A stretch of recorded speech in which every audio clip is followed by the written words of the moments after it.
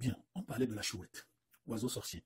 Et on se posait la question, est-ce que la chouette est née sorcière? Autrement dit, est-ce que c'est Dieu qui a créé la chouette sorcière? Est-ce que c'est Dieu qui a donné à la chouette cette capacité d'être le véhicule, le moteur, le mobile, le moyen de transport? Oiseau sorcier. Est-ce que c'est Dieu qui l'a créé comme ça? Ou bien la chouette, c'est un instrument, c'est une télécommande, c'est un moyen de transport, c'est un tremplin, un médium d'une autre puissance. Et dans la Mésopotamie, on nous parlait d'un esprit femme, Bayini des Australiens, une femme esprit ou un esprit femme, et qui était comparé à la chouette. Alors, est-ce que c'est un oiseau sorcier? Nous sommes allés au Bénin, on a interrogé, par personne interposée, un féticheur, un charlatan, en plus de quelques Otogo qui est un expert en culture. Écoutez bien ce qu'ils ont à nous dire. Et selon le classement de 2001 des pays les plus sorciers de l'Afrique, nous avons le Bénin, nous avons le Burkina, nous avons le Bénin, le Sénégal, le Burkina, le Gabon et le Tchad. Vous êtes d'accord? Et n'oubliez pas, au Bénin, on nous a dit, il y a Azéhe et Azéka, c'est-à-dire l'oiseau sorcier et marmite sorcière. Et Azéhe est une sorcellerie personnifiée. Et le féticheur, et le charlatan, et l'expert en culture Adjatado, Panthéon, Cosmogonie nous disent que l'oiseau est un oiseau. L'oiseau est un oiseau. Mais ce sont les sorciers qui se transforment, ce sont les sorciers qui projettent leur âme dans l'oiseau. Mais quelle est la composition chimique de cet oiseau qui permet aux sorciers de se changer, de se transformer, de se métamorphoser et de se projeter dans l'oiseau? Et d'ailleurs, le féticheur du Bénin nous a dit nocturne, oiseau de nuit et non oiseau sorcier. L'appeler oiseau sorcier, c'est lui attribuer un attribut maléfique qui ne relève pas de l'oiseau. L'oiseau est innocent. Ça, c'est lui coller une image. Ça, c'est lui donner un attribut. L'oiseau sorcier nous rappelle l'oiseau de Minerve, nous sommes en Grèce, qui prend son vol le crépuscule. Donc nous voyons que l'oiseau est un oiseau innocent, neutre, mais qui est utilisé comme un véhicule. Comme un esprit peut m'utiliser aussi, peut t'utiliser aussi. Comme un esprit peut utiliser toute autre chose.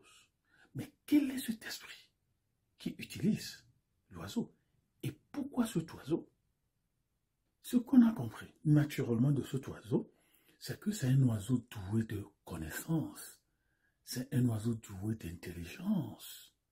Alors, qui soit en train d'utiliser l'intelligence de cet oiseau pour attaquer, pour rapasser, pour apprivoiser? L'oiseau est-il devenu une prison de notre esprit?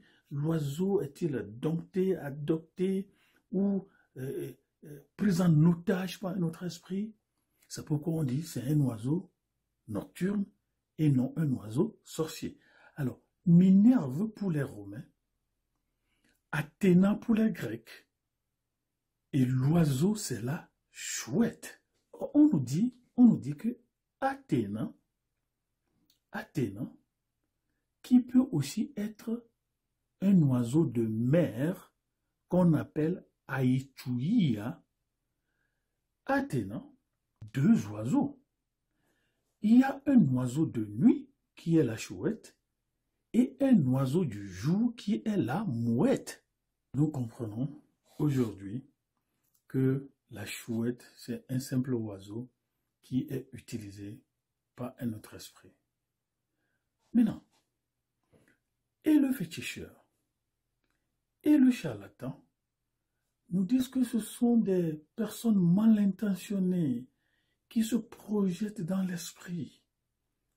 On dirait qu'il affiche une innocence, comme s'il ne savait pas les esprits ou ces personnes mal intentionnées qui se projetaient dans cet esprit. Or, l'expert culturaliste nous dit que chaque sorcier, chaque charlatan et chaque féticheur sont en réseau. C'est un triade maléfique. Autrement dit, tout objet de culte a la sorcellerie. Le charlatan a la sorcellerie. Le féticheur a la sorcellerie. Alors, on a l'esprit de famille, que l'esprit de sorcier convoque et il ouvre la porte des données de base de notre famille et on prend ces données de base et on les travaille à notre détriment. Alors, est-ce que le sorcier, est-ce que le féticheur, le charlatan dirait qu'il ne savent pas les gens qui se projettent dans cet esprit, alors qu'on nous dit habituellement que oui, pour changer, certains sortent pas la tête, certains sortent pas le pied. Est-ce qu'on nous dirait qu'on ne sait pas ça? Qu'est-ce qu'on nous cache vraiment? Et ça me rappelle l'histoire d'un collègue de professeur de sport.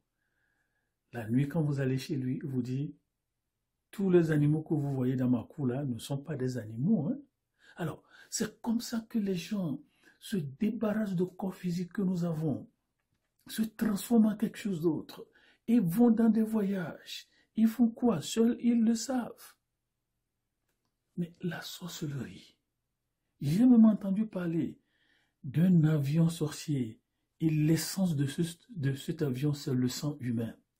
Quel est le bien auquel contribue la sorcellerie pour l'Afrique? Et je me pose des questions si simples.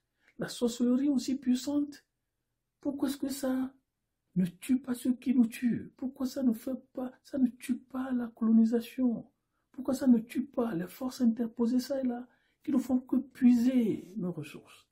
Et après tout, pourquoi on ne tue que les membres de son village, leur destin, leur sort, leur avenir? À chacun de répondre. Au revoir. Mais en tout et pour tout, ce n'est pas un oiseau sorcier, c'est un oiseau nocturne qui a été pris en otage par un esprit qu'on nous a déjà mentionné dans la Mésopotamie. Au revoir et attention.